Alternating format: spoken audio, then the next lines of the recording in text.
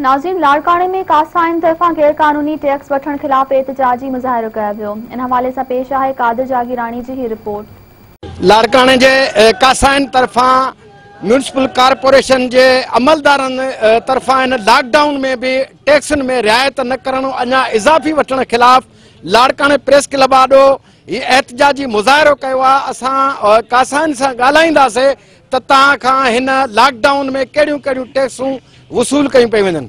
इंतजामिया खे अपील कयूं था त पीढ़ीअ जी टैक्स पीढ़ीअ ते ई थींदी आहे, पर हीअ असां ते गुंडागर्दी करे अचे दुकाननि तां टैक्स अचे वसूल ज़ोरी कनि था।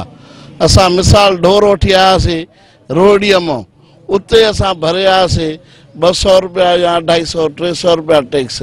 हिते आणियूं था सुबुह जो ढोर कुही वेही था रहूं त ही मोटरसाइकिल ते अचे बीही था रहनि त असांखे टैक्स ॾियो। ही म्यूनिसिपल असांजे मथां गोरा गोरा ठीका मंज़ूर कराए अहिड़नि माण्हुनि खे पंहिंजे मनपसंद माण्हुनि खे ही ठीका ॾियनि था जेके ज़बरदस्ती असां खां टैक्स वसूल कनि था।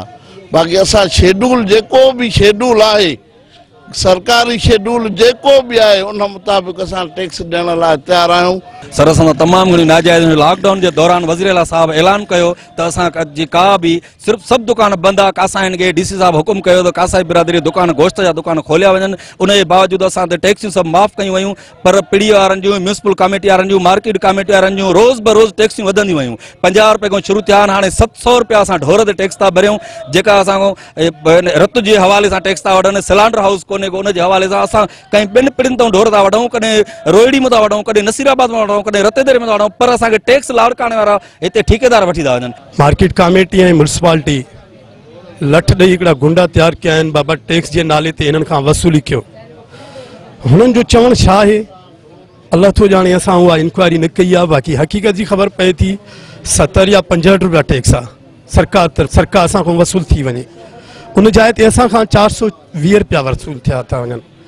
अगर अधु जानवर खपाईंदड़ आहे उन खां बि 420 रुपया, सॼो खपाईंदड़ आहे उन खां बि 420 रुपया, अगर को 10 किलो खपाईंदड़ आहे उन खां बि 420 रुपया। पोइ 10 किलो या अधु मण वारो रोए थो त मूंखे बचण लाइ रोज़गार नथो थिए। 700 खां 500 कमायां थो, 420 इन्हनि खे ॾियां, मसवाड़ ॾियां, मज़ूरी ॾियां, मुंहिंजे लाइ कुझु थिए ई नथो। असांजे कासाई लेबरनि में काफ़ी दुकान बेरोज़गार ऐं फाका कशी में पहुची विया आहिनि।